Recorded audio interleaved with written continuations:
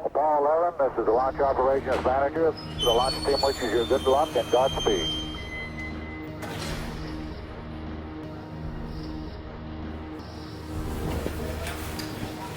Seconds and counting. T-minus 15 seconds. Guidance is internal. 12, 11, 10, 9. Ignition sequence starts.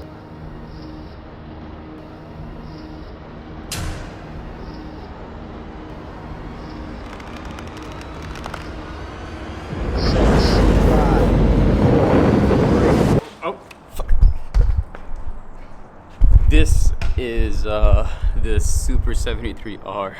Let's talk about it.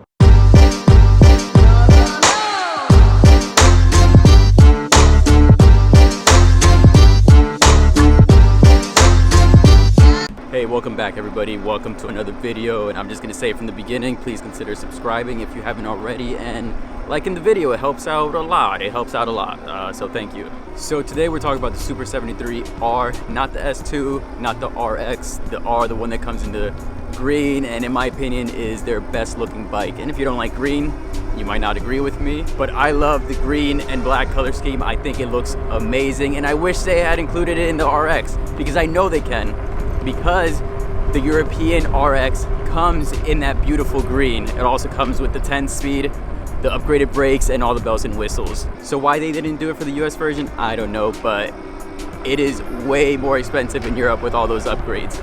I mean, drastically more expensive. Anyways, this bike right here is an excellent bike. The R, cannot complain.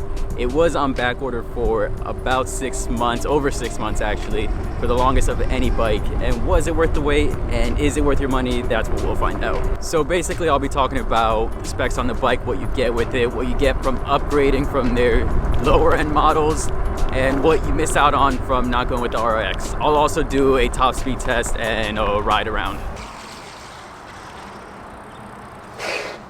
So, the most noticeable upgrade to the Super 73 R is the inclusion of the front and rear suspension.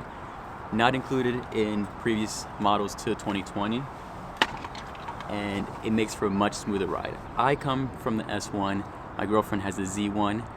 Those are excellent bikes, fun to ride around on, but they are bumpier rides. The front shocks down here are not adjustable like the S2 or the RX, but I still think they perform great. Smoother ride, like I said, and they do a lot better than I thought they would. Can't imagine how much better the RX would be, because these are just that good. The rear shocks, that's a different story. I feel as though a lot of the smoothness comes from the front shock and the new frame.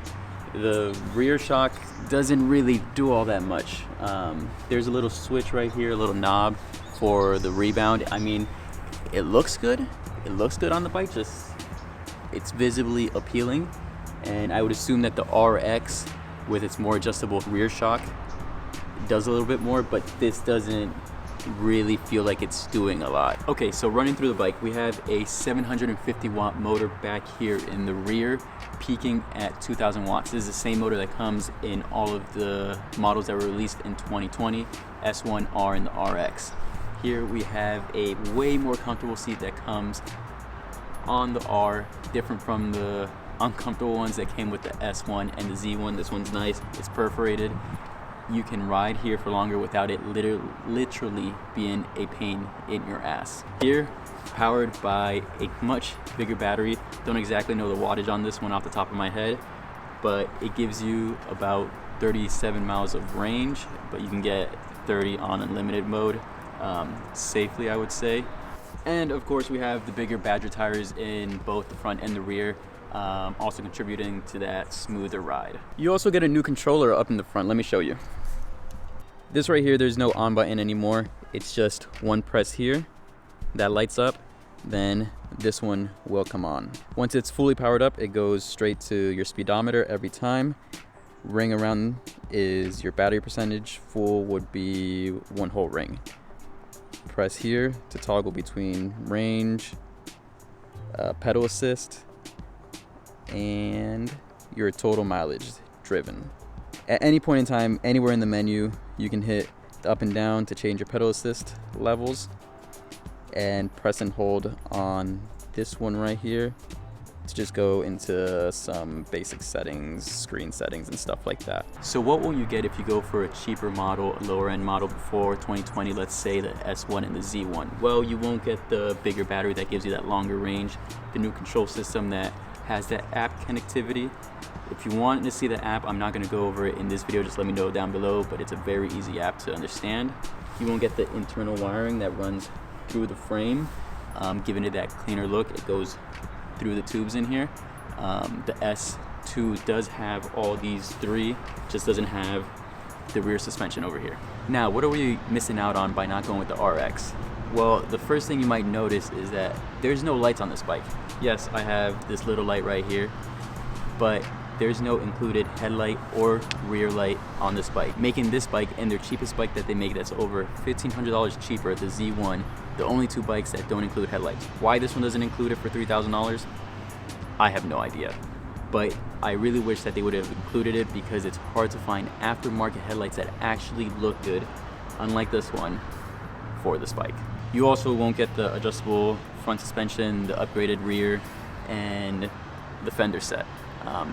But if you're asking me, the only thing that I can complain about is just give me a good looking headlight on this bike.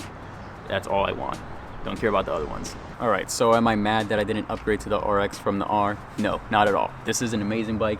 Love the way it looks, can't complain. So what's this bike right here worth waiting for and worth the money? Yes, absolutely love this thing. If you have the money, do not hesitate, go and get yourself one.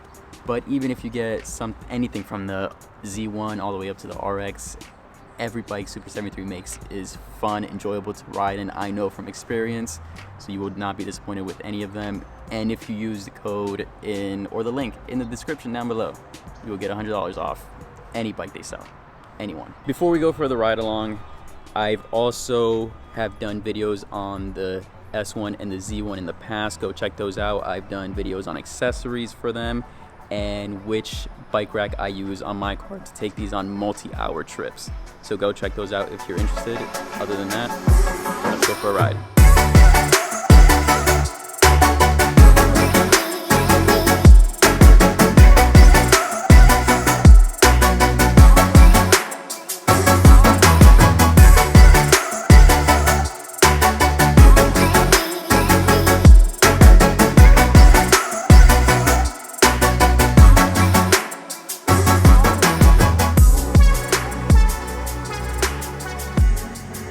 Okay, I'm gonna go get on the main road now and do this speed test and see how that comes out. Okay, so I have almost a full charge on this bad boy.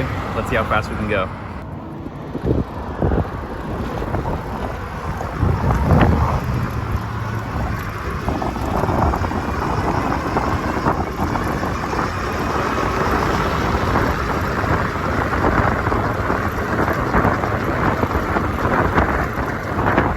All right, there you have it. That was 33 miles per hour top speed, hitting 32 anywhere else easily. And yeah, great bike, cannot recommend it enough. Thank you guys for watching.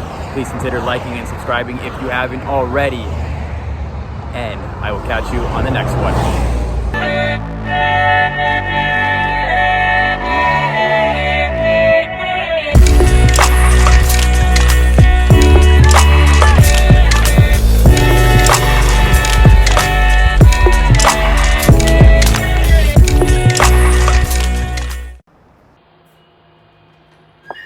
Thank you very much. No, it'll be a good one.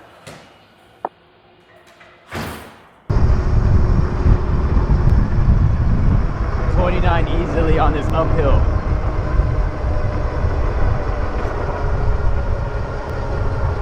Still over 20. Still going.